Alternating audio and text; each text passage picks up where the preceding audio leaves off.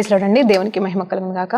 ఈరోజు వాక్యంలోనికి వెళ్ళడానికి ముందు చిన్న ప్రార్థన చేసుకుందాం. పరిశుద్ధ గొప్ప దేవానికి స్తోత్రం నాయనా.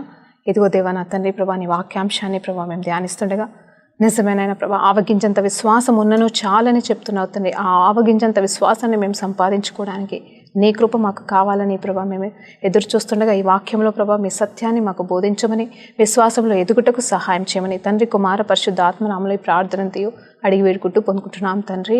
ఆమెన్. ప్రైజ్ లార్డ్ అండి. దేవునికి మహిమ కలుగును గాక. మరి ఈరోజు దేవాది దేవుడు మనకిస్తున్న వాక్యాంశం ఏంటి అంటే మస్టర్డ్ సీడ్ ఫెయిత్, ఆవగింజంత విశ్వాసము. హల్లెలూయా. దేవునికి మహిమ కలుగును గాక. ఈ మాట మనం ఎన్నోసార్లు మనము విని ఉన్నాము. మన క్రైస్తవ జీవితంలో కొంచెం విశ్వాసం ఉంటే చాలు, కొంచెం విశ్వాసం ఉంటే చాలు, మరి దేవాది దేవుడు గొప్ప కార్యము చేస్తాడని చెప్పేసి మనం వింటున్నాము, నమ్ముతున్నాము.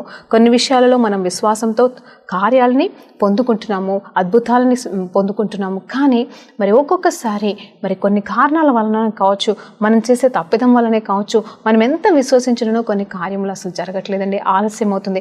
మీరే అని కాదండి, నా విషయంలోనూ కూడా అలాగే జరుగుతుంది. మరి నిన్నటికి నిన్న కూడా నేను మరి అనుకోని రీతిగా ఒక వేదనలో పడిపోయినప్పుడు నేను అడుగుతున్నాను, దేవా అసలు నేను సేవకి పనికి వస్తానా? చూడండి, మీ ముందర ఇంతగా నమ్మకంగా విశ్వాసంతో మరి దేవుడిచ్చిన బాధ్యతని చేస్తూ కూడా మరి ఒక్కొక్కసారి నేను మనిషినే కాబట్టి మరి నాకు కూడా మరి కొన్ని బలహీనతలు ఉండటం వల్ల ఇదిగో దేవా అసలు నేను సేవకి పనికి వస్తానా, ఇదిగో నేను విశ్వసించలేకపోతున్నానే, ఇదిగో నేను కరెక్ట్గా నేనా, మరి ఏంటి, మరి ఎందుకు నేను సగమే నీ యందు మరి ముందుకు సాగగలుగుతున్నాను అని ప్రార్థిస్తున్నానండి. నిన్నంతటా ప్రార్థన చేస్తున్నాను, వేదన పడుతున్నాను, అడుగుతున్నాను, దేవా నీతిమంతుడిగానే ఉండని అంటున్నావు కదా ప్రభా, మరి అలాగనే అన్యాయస్తుడిగానే ఉండని ఈ చివరి దినాల్లో అంటున్నావు దేవా. అన్యాయం చేయడం అయితే నా ఇష్టం కాదు, అన్యాయం చేస్తూ నేను బతకలేను, అన్యాయం అనేది నాకు వద్దు దేవా. అలానే నీతిమంతురాలుగా కూడా నీతిని బట్టి కూడా జీవించలేకపోతున్నామే అని చెప్పేసి ఒక బాధ వేదన నాలో కలిగినప్పుడు దేవాది దేవుడు నాతో మరి చాలా చక్కగా మరి అద్భుతమైన రీతిగా బలపరిచే రీతిగా మాట్లాడండి. వీలైతే మరి ఆ సాక్ష్యాన్ని కూడా నేను ఈరోజు సమయం ఉంటే పంచుకుంటాను. కానీ ఏదేమైనా నన్ను బలపరిచిన దేవుడు ఈరోజు మిమ్మల్ని కూడా బలపరుస్తాడని చెప్పేసి అంటున్నాను. అవునండి, ఈరోజు కెమెరా ముందర నేను వచ్చి ఉన్నాను అంటే కేవలం ఏదో మరి నాకు జ్ఞానం ఉంది, నేను వాక్యం చెప్పగలనని కాదు, కానీ దేవాది దేవుడు నాతో ఏం మాట్లాడుతున్నాడు, నాకేమి నేర్పిస్తున్నాడో అది మీకు పంచుకోవడానికి మరి పౌలు వలె, ఇదిగో పేతురు వలె మరి వారు కూడా దేవుని నుండి నేర్చుకునేది, దేవుడు నేర్పించినదే ఇదిగో ఏ రీతిగా మీరు వెళ్ళాలి, ఏ రీతిగా మీరు బోధించాలి, ఏ రీతిగా మీ అనుభవాన్ని మరి ఇతరులకి మరి సాక్షాత్కరంగా జీవించాలి అనేది చెప్తున్నాడు. ఆ రీతిగానే మరి వారిలో మరి ఒకదానిగా నేను కూడా సేవకురాలిగా మరి దేవుని సేవకురాలిగా మరి మీ మధ్యలో నిలబడుతున్నానండి. ఇదిగో మీతో మాట్లాడుతున్నాను. జాగ్రత్తగా వినండి. ఈరోజు నేను హెచ్చించుకోవట్లేదు, కానీ ఒకటి మాత్రం సత్యం చెప్తున్నానంటే ఎప్పుడైతే మనం బలహీనతలో పడిపోతామో అప్పుడే దేవాది దేవుడు మనలోకి వెళ్ళి బలవంతుడిగా లేస్తాడనే సత్యము నా పట్ల నెరవేర్చబడింది. కాబట్టి ఈరోజు మీ జీవితంలో కూడా మీరు విశ్వాసంలో పడిపోయి ఉన్నారా? ఇదిగో ఆవగింజంత విశ్వాసము కూడా మీకు కలగట్లేదా? అసలు ఆ విశ్వాసంలో మీరు ఎన్నో అద్భుత సూచక క్రియలు అనుభవించి ఈరోజు మీరు ఎదురు చూస్తున్న ఆ గొప్ప కార్యము కోసము మరి దేవుని చిత్తానుసారమైన ఆ వెలిగింపు కోసము మీరు ఎదురు చూస్తుండగా కార్యము జరగట్లేదని చెప్పేసి విశ్వాసంలో పడిపోతున్నారా? ఈరోజు మీరు బలపరచబడుతున్నారని దేవాది దేవుడు చెప్తున్నాడు. ఈరోజు మీ విశ్వాసం అత్యధికమవును గాక అని దేవుడు చెప్తున్నాడు. ఎందుకంటే వాక్యం చెప్తుందండి, ఈ వాక్యము సత్యమే ఉన్నది. వాక్యం ఏం చెప్తుంది అంటే, దేవుని వాక్యమే ఏం చెప్తుంది అంటే, ఇదిగో మరి he is the author, finisher and perfecter of our faith అంట. చూడండి, ఆయనే మరి కర్త అయి ఉన్నాడు, మన విశ్వాసానికి ఆయనే కర్త అయి ఉన్నాడు, సంపూర్ణము చేయువాడే ఉన్నాడు అని చెప్తున్న ఆ మాటని పట్టుకొని ఈరోజు మనం ముందుకు సాగుదామండి. ఇదిగో ఆవగించంత విశ్వాసము. హల్లెలూయా. మరొక్కసారి ఆలోచన చేస్తే ఈ మాట శిష్యులతో చెప్తున్నాడు. ఈ మాట మరి 2-3 సందర్భంలో మరి మా సువార్తలలో అంటే మరి యోహాను సువార్తలో రాయబడలేదు, కానీ మరి మిగతా 3 సువార్తలలో కూడా ఈ మాట రాయబడింది. ఏంటంటే ఆవగించంత విశ్వాసము. హల్లెలూయా. మీకు ఉన్న ఎడల ఇదిగో ఈ కొండను చూసి పలికిన ఎడల ఆ కొండ కదిలిపోతుంది. ఇదిగో మరి అంత మాత్రమే కాదు, ఆ చెట్టును మరి వేర్లతో పెరికివేయబడగలదు అని కూడా చెప్తా ఉన్నాడని. అవును, నమ్ముట నీ వలనైతే నమ్మువానికి సమస్తము సాధ్యమే అని చెప్పేసి దేవాది దేవుడు అక్కడ శిష్యులనే కావచ్చు, అక్కడ సందర్భంలో ఉన్న వారిని అంటే మరి ఆయన కోసం వచ్చిన వారిని, విశ్వాసంలో పడిపోయిన వారిని లేవనెత్తుట మనం చూస్తూ ఉంటామండి. ఈరోజు మరి ఈ విశ్వాసంలో మనం ఎదగడానికి దేవాది దేవుడు మనకిస్తున్న వాక్యాంశం ఏంటి అంటే, మరి మత్తయి సువార్త 17వ అధ్యాయము 14 నుండి 21 వచనాలు, అలాగే లూకా సువార్త మరి లూకాసు వార్త 9వ అధ్యాయం 37 నుండి 42 వచనాలు. అంత మాత్రమే కాదు, మార్కు సువార్త 9వ అధ్యాయం 14 నుండి 29 వచనాలండి. హల్లెలూయా. దేవునికి మహిమ కలుగును గాక. ఈ 4-5 సందర్భాలని నేను మరి కలిపి మరి నేను ఈరోజు వాక్యం చెప్పాలనుకుంటున్నాను. ఇక్కడ ఉన్న సందర్భం ఏంటి అనేది చూస్తే ఆల్మోస్ట్ ఒకటే సందర్భం అండి. అదేంటి అంటే ఒక వ్యక్తి వచ్చి తన కుమారుడు దయ్యం పట్టి ఉన్నాడు, మరి తన వల్ల మరి ఆ దయ్యం ఎంత భయంకరమైన దయ్యం అంటే మరి అతన్ని మరి నురుగు కక్కలాగా చేస్తుంది, అరిచేలాగా చేస్తుంది, మూగవాడిగా చేసేసింది. అంత మాత్రమే కాదు, తనగా మరి వెళ్ళిపోయి ఎక్కడ పడుతున్నాడంటే నీళ్ళలో పడిపోయి కొట్టుకుపోయేంత చనిపోయేంతగా పరిస్థితిలోకి ఆ సాతాను తీసుకెళ్తుంది. అంత మాత్రమే కాదు, అగ్నిలో పడవేస్తుంది. మరి ఆయన బ్రతకడానికి కూడా ఛాన్స్ లేదు. అలాంటి పరిస్థితిలో మరి అల్లకల్లోలం అయిపోతున్నాడు, మరి నాశనం అయిపోతున్నాడు. ఆ బిడ్డను నేను చూడలేకపోతున్నానని చెప్పేసి మరి ఈ మనుషుడు ఏం చేశాడు అంటే తన శిష్యుల దగ్గరికి, ఎవరి శిష్యుల దగ్గరికి అండి? యేసయ్య శిష్యుల దగ్గరికి మరి ఈ బిడ్డ కోసము వెళ్ళి ప్రార్థన చేయించుకోవడానికి వెళ్ళాడు. కానీ అక్కడ జరుగుతున్న సందర్భం ఏంటి, అక్కడ ఏమి జరిగింది అనేది మనం ఒక్కొక్కటి ధ్యానించినప్పుడు మరి ఈరోజు నేను క్లుప్తంగా మీతో మాట్లాడతానండి. మీరు తర్వాత ధ్యానించవచ్చు ఆ అంశాలన్నింటినీ మనం ధ్యానించవచ్చు. కానీ మొట్టమొదటిగా ఈరోజు మార్కు సువార్త 9వ అధ్యాయము 14 నుండి 29వ వచనాలని కొంచెం క్లుప్తంగా మనం ధ్యానిద్దామండి. అది ఏ రీతిగా అంటే అక్కడ చూడండి, అక్కడ వాడిని పరదోస్తుందంటే ఎవరు? ఇక్కడ ఒక వ్యక్తి వచ్చినాడు, వచ్చి ఏమంటున్నాడు? జన సమూహంలో ఒకడు వచ్చి అంటే ఈ తండ్రి వచ్చి ఏమంటున్నాడు? బోధకుడా, మూగ దయ్యం ఒకటి మరి నా కుమారుణ్ణి పట్టుకొని ఉన్నది, అది ఏమి చేస్తుందో తెలియట్లేదు, అక్కడిక్కడ నా కుమారుణ్ణి పడవేస్తుంది, అక్కడిక్కడ పడివేస్తుంది, అగ్నిలో పడివేస్తుంది, నీళ్ళలో పడివేస్తుంది, వాడు చచ్చిపోయిన వాడిలాగా పడి ఉంటున్నాడు అని చెప్పేసి బాధపడుతున్నాడు. అంత మాత్రమే కాదు, ఇదిగో అయ్యా నీ శిష్యుల దగ్గరికి తీసుకొచ్చి నా కుమారుని విడిపించమని నేను వారిని ప్రాధేయపడినప్పుడు మరి వారు విడిపించలేకపోయారు అని చెప్పేసి ఆ వ్యక్తి వచ్చి మరి యేసు ప్రభు వారి దగ్గర అంటున్నాడు. అప్పుడు వెంటనే యేసు ప్రభు వారు ఏమంటున్నాడు తెలుసా?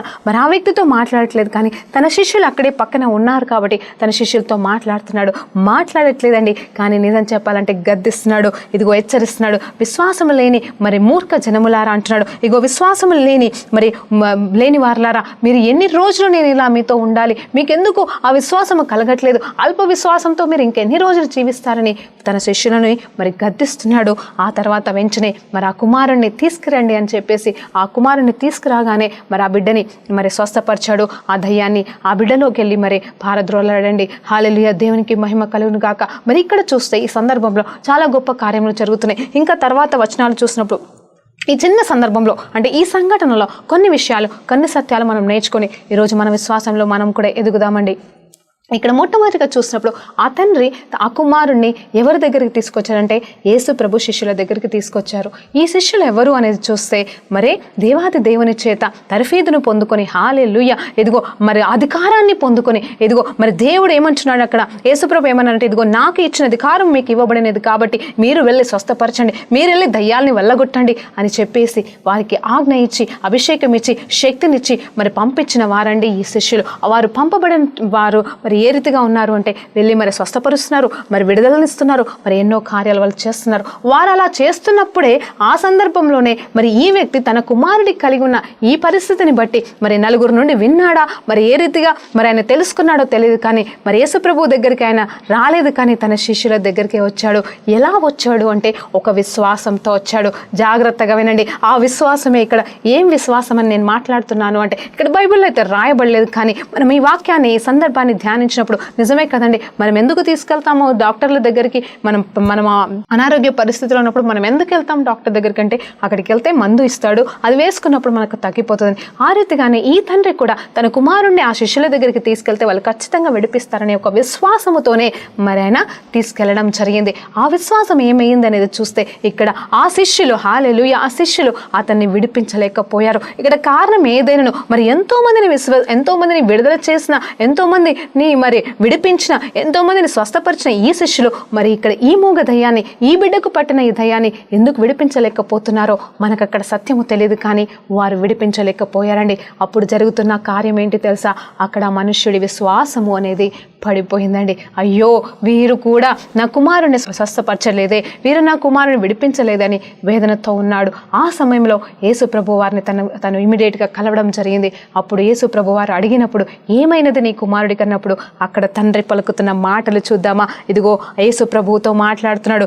ఏమంటున్నాడు అంటే, ఇదిగో మొట్టమొదటైతే ఇదిగో అయ్యా నేను తీసుకొచ్చాను, కానీ శిష్యులు మరి ఏమి చేయలేకపోయారు అన్నాడు. అప్పుడు యేసు ప్రభు వారు మరి ఆ శిష్యుల్ని గద్దించాడు, మరి విశ్వాసంలో ఎదగాలి అని చెప్తున్నాడు.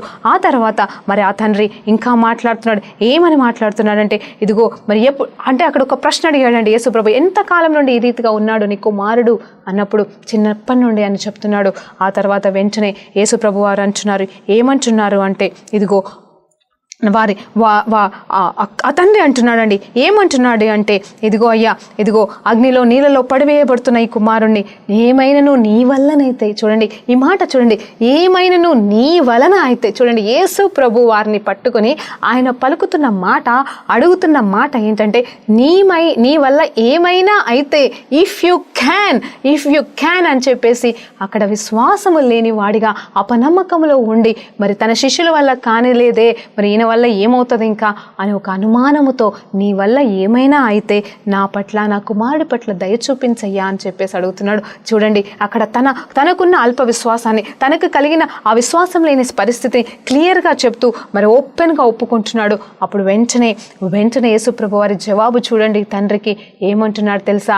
ఓకే, నిజమే, కరెక్టే అని చెప్తూ ఏమంటున్నాడంటే, నీ వలనైతే అని మరి తన మాటనే తనకి మరి మాట్లాడుతున్నాడు. ఏమంటున్నాడు తెలుసా? నమ్ముట నీ వలనైతే. చూడండి, ఏమైనా నీ వలనైతే అని ఇక్కడ తండ్రి అడుగుతుంటుంటగా, ఇక్కడ యేసు ప్రభు వారు ఏమంటున్నాడు అంటే, ఇదిగో నమ్ముట నీ వలనైతే, నమ్మిన వానికి సమస్తము సాధ్యమని చెప్తున్నాడండి. చూడండి, నీ వలన ఏమైనా అవుతుందా? చూడండి, ఒక్కసారి ఆలోచన చేద్దామా? దేవుని వల్ల అసాధ్యమైనది ఏమైనా ఉన్నదా? దేవుడి వల్ల కానిదంటూ ఏదైనా ఉన్నదా? ఏది లేదండి. కానీ ఇదిగో ఆ శిష్యులు మరి ఆ రోజు ఆ విడుదల కార్యం అనేది జరగనందున మరి ఈ బిడ్డకి వచ్చింది ఏంటంటే అల్ప విశ్వాసం, వేరే వారి ద్వారా విన్న విశ్వాసము. మరి ఇవి ఇక్కడ మరి విడుదల కలగనందు వలన జరిగిన మరి అపనమ్మకం వలన మరి తను మాట్లాడుతున్న మాట, నీ వల్ల ఏమన్నా అయితే చెయ్యయ్యా అని ప్రశ్నించినట్టుగానే, అంటే డౌట్ఫుల్గానే మరి ఆయన మరి అడిగాడు. కానీ దేవాది దేవునికి అసాధ్యమైనది ఏది లేదు. కాబట్టి ఇక్కడ జరుగుతున్న సంఘటన ఏంటంటే, మరి నీ వలనైతే నాడు వెంటనే నీ వలన ఏంటి? నువ్వు నమ్మితే, హల్లెలూయా, నువ్వు విశ్వసిస్తే ఖచ్చితంగా ఏమైనా జరుగును అని చెప్తున్నాడు. ఆ తర్వాత ఆ తండ్రి జవాబు విందామా? ఆ తండ్రి ఏమని అడుగుతున్నాడు, ఏమని వేడుకుంటున్నాడు తెలుసా? అయితే వెంటనే ఆ చిన్నవాని తండ్రి అంట ఏమంటున్నాడంటే, నమ్ముచున్నానయ్యా, నేను నమ్ముచున్నాను, కానీ అపనమ్మకం అనేది నాలో ఉండకుండా నాకు సహాయం చేయంటున్నాడు. Praise the lord. దేవునికి మహిమ కలుగును గాక. మన జీవితంలో కూడా మనం నమ్ముచున్నామండి. మనం దేవుని నమ్ముతున్నాం, దేవుని నామాన్ని నమ్ముతున్నాం, దేవుడు అద్భుతకరుడని నమ్ముతున్నాం, దేవుడి వల్ల అసాధ్యమైనది ఏది లేదని నమ్ముతున్నాం, దేవాది దేవుడుకి అసాధ్యమైనది ఏది లేదని మనం నమ్ముతున్నాం. ఇది సత్యం అండి, ఇది నిజం. కానీ ఇక్కడ చూడండి, నాకు అపనమ్మకము లేకుండా నాకు సహాయం చేయమంటున్నాడు. ఇదే అండి మన జీవితంలో కూడా. నేను ముందే చెప్పాను, ఒక మాట అంటున్నాను, మరొకసారి వినండి. ఏంటంటే మస్టర్డ్ సీడ్ ఫెయిత్. చూడండి, ఆవగించంత విశ్వాసము మనకు ఉన్న ఎడల అని చెప్పేసి మనకు తెలుసు. ఆ వాక్యంలోనికి కూడా మనం వెళ్దాం.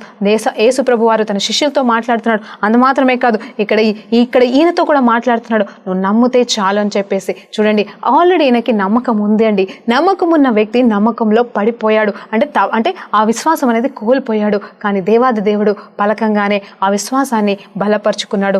ఆ తర్వాత తన విశ్వాసము అనే కాదు, కానీ ఇక్కడ వెంటనే యేసు ప్రభు వారు ఏం చేశారు తెలుసా? తన్ని పిలిచి ఆ కుమారుణ్ణి రమ్మని చెప్పి, అంటే తీసుకొచ్చి ఆ కుమారుణ్ణి విడిపించడం జరిగింది.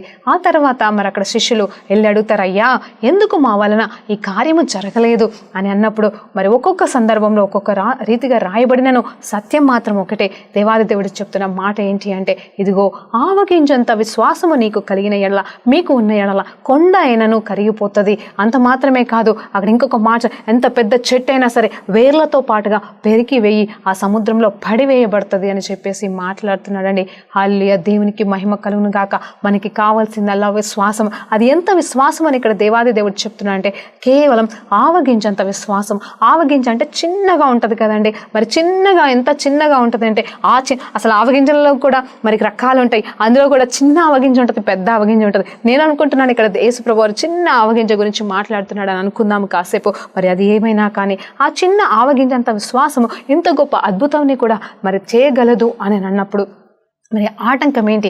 ఆ మాత్రం ఆవగించంత విశ్వాసం మనలో లేదా, మరి ఉందా అనేది చూస్తే ఇక్కడ తండ్రి లాగానే మనము ఉన్నాం కదండి. నమ్ముతున్నామయ్యా, కానీ ఎందుకు జరగట్లేదు? నమ్ముతున్నామయ్యా, ఇది ఉపవాసం ఉంటున్నాము, ప్రార్థన చేస్తున్నాము, వేచి ఉన్నాము, సాక్ష్యం చెప్తున్నాము, నలుగురికి చెప్పుకుంటున్నాము, కానీ అది ఎందుకు జరగట్లేదు? మరి ఎందులో కారణం ఏంటి అన్నప్పుడు నేను అడుగుతున్నాను. మరి నేను ఆల్రెడీ చెప్పాను, నా జీవితంలో నిన్నటి దినం నండి, మరి నేనేదో వారం కింద జరిగిన సంఘటన గురించి చెప్పట్లేదు, నెల కింద జరిగిన సంఘటన గురించి చెప్పట్లేదు. అఫ్ కోర్స్ నేను ఒప్పుకుంటానండి, వారం రోజుల నుండి జరుగుతున్న ఒక సంఘటనను బట్టి మరి నిన్నటి దినమున నేను దేవుడిని ప్రశ్నించడం జరిగింది. దేవా ఏంటి దేవా, అసలు నేను పరిచర్యకి యోగ్యురాలనైనా కాదా, అసలు ఏమి జరుగుతుంది నా జీవితంలో, అసలు నేను కరెక్ట్గానే ఉన్నానా, ఎందుకు దేవా అన్నప్పుడు దేవాది దేవుడు నాతో ఈరోజు మాటలన్నీ మాట్లాడండి. అందుకే ఆ మాటల్ని మరి ఈరోజు మీకు చెప్పడానికి వచ్చానని మీకు చెప్పి ఉన్నాను. ఇక్కడ ఏం జరుగుతుందంటే, అవును నేను నమ్ముతున్నాను నా దేవాది దేవుడు, నా దేవుడు గొప్ప దేవుడు, ఖచ్చితంగా గొప్ప కార్యములు చేస్తాడు. ఆయన చూచుచున్న దేవుడు, ఆయనకు అసాధ్యం ఏంది లేనే లేదని నమ్మకంగా విశ్వాసంతో, ఏ జ్ఞానం లేని దాన్ని నన్ను మరి ఆయన ఎన్నుకున్నాడు, పట్టుకున్నాడు. కాబట్టి నేను ఈరోజు సాక్షార్థకరంగా కేవలం నా సాక్ష్యాన్ని పంచుకోవట్లేదు కానీ మరి నా దేవుడు ఇచ్చిన మాటల్ని, మరి నాకు మాటలు రాకపోయినను మాట్లాడడానికి నేను తీసుకున్న తీర్మానం అది కేవలం విశ్వాసం వలనే అండి, అంతేకాని నా జ్ఞానము నా గొప్పతనము కాదు. మరి దేవా ఇంతగా నేను చేస్తున్నానే, అయినను ఎక్కడో ఏదో లోపము జరుగుతుంది, ఎక్కడో ఏదో పొరపాటు జరుగుతుంది అన్నప్పుడు దేవాది దేవుడు నాతో చూపించిన మాట ఏంటంటే, హల్లెలూయా దేవునికి మహిమ కలుగును గాక. మీరు అనుకుంటున్నారా ఇంకెప్పుడు చెప్తుంది అని? ఉందండి, ఇంకా మనకి సమయం ఉంది. ఈరోజు నేను ముగించాలనుకుంటున్నాను. ఏంటి అంటే, ఆవగింజంత అపనమ్మకం, హల్లెలూయా, ఆవగింజంత అపనమ్మకం నీలో ఉందా అని చెప్పేసి దేవుడు నన్ను ప్రశ్నించాడండి. ఇదిగో నీకు విశ్వాసం ఉంది, ఆవగింజంత విశ్వాసం ఉంటేనే కదండి నేను ఈరోజు ఇంతగా మరి ఈ ఛానల్ ద్వారా నేను మీతో మాట్లాడగలను, లేకపోతే నా వల్ల కాదు కదండి. మరి ఇక్కడ మరి ఎందుకు అన్నీ జరగట్లేదు అంటే నేనేమంటున్నానంటే అది నా పర్సనల్ విషయమే కావచ్చు, నా పర్సనల్ పరిచర్య గురించే కావచ్చు, లేకపోతే అది ఏదైనా కావచ్చు అండి. అది ఇప్పుడు నేను చెప్పడానికి నాకు సమయం లేదు కాబట్టి చెప్పట్లేదండి.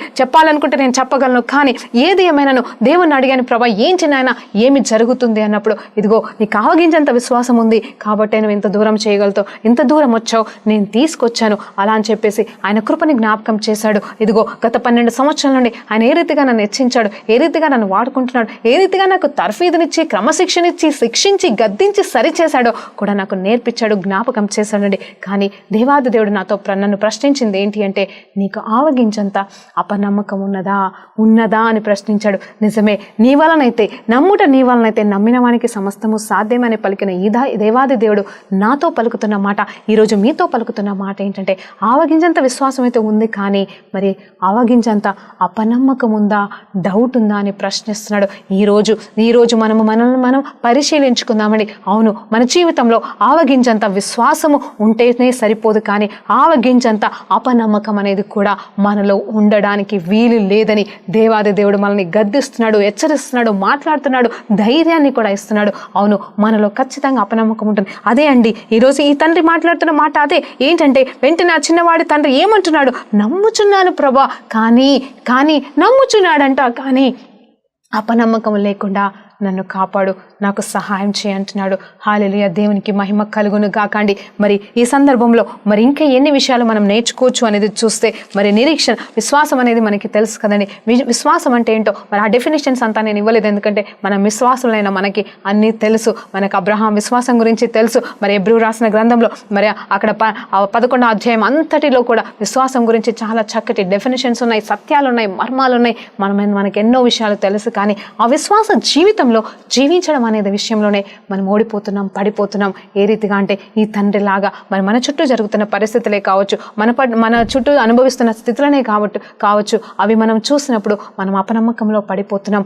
డౌట్ అనేది మన జీవితంలో రేజ్ అయినప్పుడు మనం ఏమైపోతున్నామంటే, దేవుని మీద ఆధారపడలేకపోతున్నాం, కృంగిపోతున్నామండి. అవును, నేను ఆ జీవితంలో విశ్వాసం లేకపోయినా పర్వాలేదు. ఎందుకు అంటున్నాను ఈ మాట అంటే, విశ్వాసం లేకుండా ఉండడం అని కాదు, కానీ దేవుని వైపు మనం చూస్తే ఆటోమేటిక్గా దేవుడు మనకి విశ్వాసాన్ని ఇస్తాడు. కానీ మనలో అపనమ్మకం అనేది ఉంటే మాత్రం మనలో ఉన్న 99% విశ్వాసము కూడా ఈ 1% డౌట్ వలన, హల్లెలూయా, మీకు అర్థమవుతుందని నేను నమ్ముతున్నానండి. ఆ 1% ఆఫ్ డౌట్ అనేది ఆ 99% విశ్వాసాన్ని మరి కృంగదీసేస్తుంది, కొట్టిపడేసేలాగా చేస్తుందండి. చూడండి, మరి ఈరోజు ఆ 1% డౌట్ కూడా మన జీవితంలో, అంటే ఆవగించేంత డౌట్ కూడా మన జీవితంలో లేకుండా మనం దేవునిలో ఎదగాల, ఆయన మీద ఆధారపడాలా, ఆయన వాక్యం వైపు చూడాలా. మరి విశ్వాసం ఏ రీతిగా వస్తుంది అనేది చూస్తే 3 రకాలుగా రకాలుగా వస్తుందని నేను నమ్ముతున్నానండి. ఒకటి ఏంటంటే వాక్యం ధ్యానించడం వల్ల, వినడం వల్ల, అదైతే మనకి తెలుసు కదండి, faith comes by hearing and hearing the word of God. మరి దేవుని వాక్యం వినటం వలన మనకి విశ్వాసము కలుగును. అంత మాత్రమే కాదు, ప్రార్థనలో మరి మనం ఏకీభవించినప్పుడు, అంటే ప్రార్థన చేసినప్పుడు, అంటే దేవుని మీద ప్రార్థన అంటేనే దేవుని మీద ఆధారపడినప్పుడు మనకి విశ్వాసం వస్తుందండి. ఆ తర్వాత ఇంకొక సంఘటన కూడా ఉంటుంది. ఇంకొక విషయం ఏంటంటే, మరి మనం సాక్ష్యాలు విన్నప్పుడు కూడా, ఇతరుల జీవితంలో జరిగిన సాక్ష్యాలు కావచ్చు, మన జీవితంలో గతంలో జరిగిన సాక్ష్యాలే కావచ్చు, మనం జ్ఞాపకం చేసుకున్నప్పుడు మనలో ఉన్న విశ్వాసం అనేది మనలో పెరుగుతుందటండి. హల్లెలూయా, దేవునికి మహిమ కలుగును గాక. ఇవన్నీ నేను ఎందుకు చెప్తున్నానంటే, ఈరోజు కేవలం మిమ్మల్ని బలపరచడానికి వచ్చాను. మీలో ఉన్న అల్ప విశ్వాసాన్ని వేర్లతో పాటుగా పెరిగి వేయగల దేవాది దేవుని నామంలో మిమ్మల్ని బలపరచడానికి వచ్చి ఉన్నానండి. ఈరోజు మీలో ఉన్న అల్ప విశ్వాసం, మీరు దేనికోసం మరి అడుగుతున్నారో, దేనికోసం నిరీక్షిస్తున్నారో, మరి మీరు పొందుకోలేకపోతున్నారేమో, దేవాది దేవుడు ఈరోజు మీకు ఆ జవాబు ఇవ్వబోతున్నాడు. ఒక మాట జ్ఞాపకం చేస్తున్నానండి. మరి కీర్తనాకారుడు రాసిన మరి 2వ అధ్యాయము 8వ వచనంలో ఏమని ఉంటుందో తెలుసా? అడుగుడి, భూదిగంతముల వరకు మీకు స్వాస్థ్యంగా ఇస్తానని చెప్తున్నాడు కదా. ఇదిగో దేవా, భూదిగంతముల వరకు స్వాస్థ్యము మేమేం చేసుకుంటాం నాయన? ఈ చిన్న అద్భుతం, ఈ చిన్న కార్యం, ఇదిగో ఈ చిన్న జాబు, ఈ చిన్న స్థలం మాకు ఇస్తే చాలని మనం అడుగుతూ ఉంటాం కదా. మరి ఆ సమయంలో మరి ఎందుకు మనం పొందుకోలేకపోతున్నాం? భూదిగంతముల వరకే ఇస్తానంటున్నావు కదా దేవా, ఈ చిన్నవి ఎందుకు మేము పొందుకోలేకపోతున్నాము అనే ప్రశ్న మనలో ఉంటే, మరి ఈరోజు దేవాది దేవుడు మరొక మాటతో మనల్ని బలపరుస్తున్నాడు. అది ఏంటి అనేది చూస్తే ఆల్రెడీ చెప్పాను కదండి. ఏంటి అంటే, మస్టర్డ్ సీడ్ ఆఫ్ ఫెయిత్తో పాటుగా మరి మస్టర్డ్ సీడ్ ఆఫ్ డౌట్ మనలో ఉండకూడదని చెప్పేసి దేవాది దేవుడు జ్ఞాపకం చేస్తున్నాడు. యోహాను సువార్త 1 యోహాను సువార్త మరి 5వ అధ్యాయము 1 నుండి 5వ వచనంలోకి చూసినప్పుడు మనం ఏమై ఉండాలి, మన పునాది ఎలా ఉండాలి, మన పునాదిని మనం ఒక్కసారి జ్ఞాపకం చేసుకోవాలి. ఎప్పుడండి మనం విశ్వాసంలో పడిపోయినట్టు మనకు అనిపిస్తే, మనం డీలా పడిపోయినప్పుడు, అయ్యో ఇదేంటి అని ప్రశ్నించుకుంటూ బాధపడుకుంటూ కృంగిపోయే పరిస్థితులు ఉండి టైం వేస్ట్ చేయకుండా కేవలం ఈ 1 యోహాను సువార్త 5వ అధ్యాయాన్ని ధ్యానించినప్పుడు మనకి బలము కలుగును గాక. అది ఏమంటున్నాడు అంటే, దేవుని మూలముగా పుట్టిన వారు, హల్లెలూయా, మరి దేవుని మూలముగా పుట్టిన వారంట మరి లోకముని జయిస్తారు అని చెప్తున్నాడు. దేవుని మూలంగా పుట్టినవారు, అవునండి, మనం అబ్రహాం సంతానము విశ్వాసం మూలంగా మరి అబ్రహాం సంతానంగా పిలువబడుతున్నాం. దేవుణ్ణి మరి మన సొంత రక్షకునిగా మనం అంగీకరించినప్పుడు, యేసు ప్రభు మీద మనం ఆధారపడుతున్నప్పుడు, ఆయన మన దేవుడు, మన రక్షకుడు, మన కోసం ప్రాణం పెట్టి ఉన్నాడు, మన కోసం సంపూర్ణ వెల చెల్లించి ఉన్నాడని మనం తెలుసుకుంటున్నప్పుడు, జ్ఞాపకం చేసుకుంటున్నప్పుడు, ఆయన సొంత బిడ్డలుగా మనం మారుతున్నాము. కాబట్టి మరి దేవుని మూలంగా మనము పుట్టి ఉన్నాము. కాబట్టి మనం ఏమై ఉన్నామంట, మనం ఏం చేయగలమంటే ఈ లోకాన్ని జయించగలమంట. మరి ఈ లోకాన్ని జయించడానికి కలిగిన కారణం ఏంటంటే, కేవలం ఆయన బిడ్డలం అవ్వడం మాత్రమే కాదు, కానీ మనకి కలిగి ఉన్న విశ్వాసం అని క్లియర్గా వచనం చెప్తుంది. మరి మీకోసం ఒకసారి నేను చదవడానికి ఇష్టపడుతున్నాను. హల్లెలూయా, దేవునికి మహిమ కలుగును గాక. ఈరోజు దేవాది దేవుడు ఎంతమందిని ఈరోజు విశ్వాసంలో బలపరుస్తున్నాడో నాకు తెలియదు, కానీ మీతో మాట్లాడుతుంటుండగా, ఇప్పుడండి ఈ క్షణంలో నేను మీతో మాట్లాడుతుండగా దేవాది దేవుడు నన్ను కూడా ఇంకా విశ్వాసంలో పెంచుతున్నాడని నేను నమ్ముతున్నాను. చదువుతున్నానండి. 5వ అధ్యాయము 1 యోహాను సువార్త 5వ అధ్యాయము 4-5 వచనాలు చూసినప్పుడు, దేవుని మూలంగా పుట్టిన వారందరూ లోకమును జయించుదురు. మరి ఏంటి లోకమును జయించుదరంట? హల్లెలూయా, లోకమును జయించిన విజయము మన విశ్వాసమే. ఆ విజయం ఎక్కడికి వెళ్ళొస్తుంది అనేది చూస్తే మన విశ్వాసమే అంట. ఏ విశ్వాసం అంటే, దేవాది దేవుని యందు మనము కలిగి ఉన్న విశ్వాసం. యేసు దేవుడని మనం నమ్మడం, యేసు బిడ్డలుగా మనం మార్చబడడం, అదే మన నిజమైన విశ్వాసానికి పునాదిగా ఉందండి. మన విశ్వాసానికి పునాది ఏంటంటే, మనం ఆయన బిడ్డలమని మనం ప్రతి క్షణం, ప్రతి నిమిషం అబ్బా తండ్రి అని ఆయన ఇచ్చిన అధికారాన్ని మనం వాడుకుంటూ నాయనా అని చెప్పేసి ఆయన దగ్గరికి వెళ్ళగలిగిన ఆ కృప మనం పొందుకుంటే, మనం అదే నిజమైన విశ్వాసం, అదే నిజమైన వారసులమండి. ఆ విశ్వాసమే మనల్ని ఏం చేస్తుందంటే, లోకాన్ని జయించేలాగా చేస్తుంది. ఈ లోకంలో ఉన్న పాపాన్ని, ఈ లోకంలో ఉన్న మరి ఎలాంటి పరిస్థితినైనా సరే మనం జయించడానికి కృపనిస్తుందని మీకు చెప్తున్నానండి. అంత మాత్రమే కాదు, అదే యోహాను సువార్త 5వ అధ్యాయం 15వ వచనాన్ని చూసినప్పుడు అక్కడ చక్కటి మాట ఉంటుంది. ఆయనను బట్టి మనకి చూడండి, ఇదిగో ఇప్పుడు అడుగుతున్నాను, మరొక్కసారి మిమ్మల్ని మీ జ్ఞాపకం చేస్తున్నాను. నువ్వు అడుగుతున్నావా, నువ్వు పొందుకోలేకపోతున్నావా? నువ్వు అడుగుతున్నావా, నేను విశ్వసిస్తున్నాను అయినా పొందుకోలేకపోతున్నాను అంటే, ఇదిగో మీకు ఇక్కడ జవాబు ఉందండి. చూడండి ఒక్కసారి, ఆయనను బట్టి మనకు కలిగిన ధైర్యం ఏదనగా, ఎవరిని బట్టండి? యేసు ప్రభువుని బట్టి మనకి కలిగిన ధైర్యం ఏదనగా, ఆయన చిత్తానుసారంగా మనం ఏది అడిగిన, చూడండి, ఆయన చిత్తానుసారంగా మనం ఏది అడిగినను ఆయన మనకు మన మనవిని ఆలకించును. అంత మాత్రమే కాదు, మనం అడిగిన ప్రతిదీ ఆయన ఇస్తాడని చెప్పేసి ఇక్కడ వాక్యం చెప్తుందని. అంత మాత్రమే కాదు, మనం ఎలా విశ్వసించాలంటే, ఆయన మనం అడిగింది ఇస్తాడని చెప్పేసి, మన ప్రార్థన ఆలకించి ఉన్నాడని మనము నమ్మి అడిగిన ఎడల మరి ఖచ్చితంగా అది మనము పొందుకుంటాము. అంత మాత్రమే కాదు, ఏ రకంగా అడుగుతున్నామంటే ఆయన చిత్తానుసారంగా అడుగుతున్నామా? మరి నువ్వు పొందుకోలేకపోతున్నావా తమ్ముడా? నువ్వు పొందుకోలేకపోతున్నావా సిస్టర్? దేవుడు చెప్తున్నాడు తండ్రి చిత్తానుసారంగా నువ్వు అడుగుతున్నావా? ఓకే, మళ్ళీ అడుగుతావా నన్ను ప్రశ్న? మరి దేవుని చిత్తం తెలుసుకోవడం ఎలా? నేను అదే అడుగుతున్నాను, నిన్న అదే పోరాడుతున్నాను దేవా. నీ చిత్తం నాకు తెలియనప్పుడు నేను ఎలా నీ చిత్తాన్ని నేను చేయగలను దేవా అన్నప్పుడు దేవాది దేవుడు నాతో ఆ మాట కూడా మాట్లాడండి. ఈ చివరిలో ముగిస్తామండి. దేవునికి మహిమ కలుగును గాక.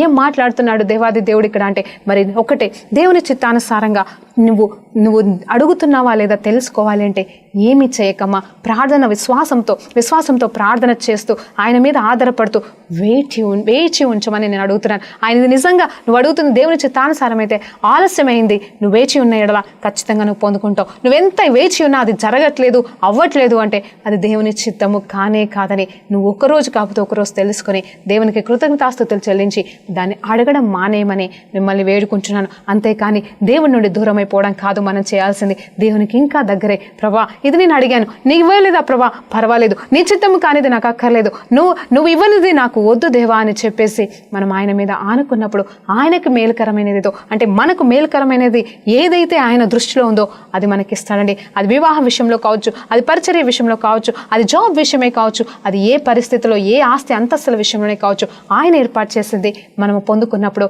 అది మనకి దీవెన, అది ఆయనకి మహిమ అని ఈరోజు మీకు చెప్తున్నానండి. హల్లెలూయా, దేవునికి మహిమ కలుగును గాక.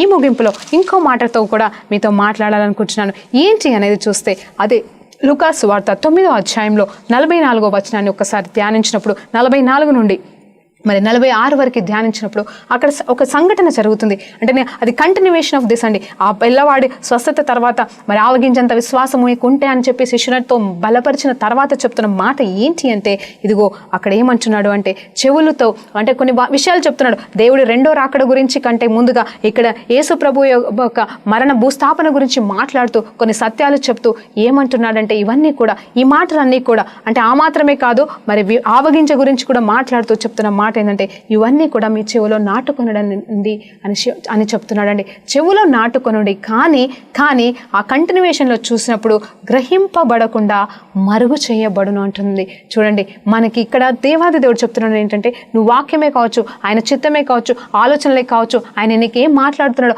అవన్నీ నువ్వు చెవుల్లో తీసుకోమని చెప్తున్నాడు. అంత మాత్రమే కాదు, దేవుడు కొన్ని బయలుపరుస్తాడు, కొన్ని దాచిపెడతాడు, కొన్ని మరుగుపరుస్తాడండి. ఆ రోజు ఆ శిష్యులకి తన మరణ విషయం గురించి మరి చెప్తున్నాడు, కానీ ఆయనను గ్రహింపకుండా మరుగుపరుస్తున్నాడంట. మన జీవితంలో కూడా మనకు దేవుడు కొన్ని చూపిస్తాడు, అవి వెంటనే జరిగిపోతాయి. కొన్ని చూపిస్తాడు అసలు అర్థమే కాదండి. మనం అనుకుంటాం ఎందుకు దేవా సగం చూపిస్తున్నావని. నేను ప్రశ్నించానండి, మనం ప్రశ్నిస్తూ ఉంటాము. అప్పుడు ఏంటంటే దేవాది దేవుడు ఈ మాటతో మాట్లాడుతున్నాడు ఏంటంటే గ్రహింపబడకుండా మరుగైన వాటిని కూడా మరి మరుగుపరుస్తాడట. మరి ఆయన ఇష్టమండి, ఆయన మనకి బయలుపరచాలనుకుంటే బయలుపరుస్తాడు. మరి ఎందుకంటే నా దాసులకి చెప్పకుండా నేనేమీ చేయనని చెప్తున్న దేవాది దేవుడు మనకి చెప్తాడు, కొన్ని అర్థం చేపిస్తాడు, కొన్ని అర్థం చేయనీయడు. కానీ ఏదేమైనాను అంతం వరకు మనం వేచి ఉన్నప్పుడు ఆ జవాబు అనేది మనం ఖచ్చితంగా పొందుకుంటాం. ఈరోజు మనం నేర్చుకున్నది ఏంటి అంటే మన జీవితంలో ఆవగింజంత విశ్వాసంతో పాటుగా ఏమి ఉండకూడదు అంటే ఆవగింజంత అపనమ్మకం అనేది కూడా మన జీవితంలో ఉండకూడదని నేర్చుకుందాం. మరి ప్రార్థనతో ముగించుకుందామా?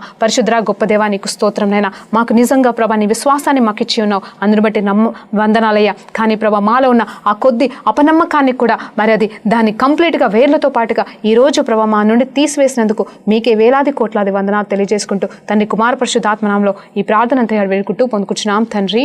ఆమేన్. ప్రైజ్ లార్డ్ అండి. దేవునికి మహిమ కలుగును గాక.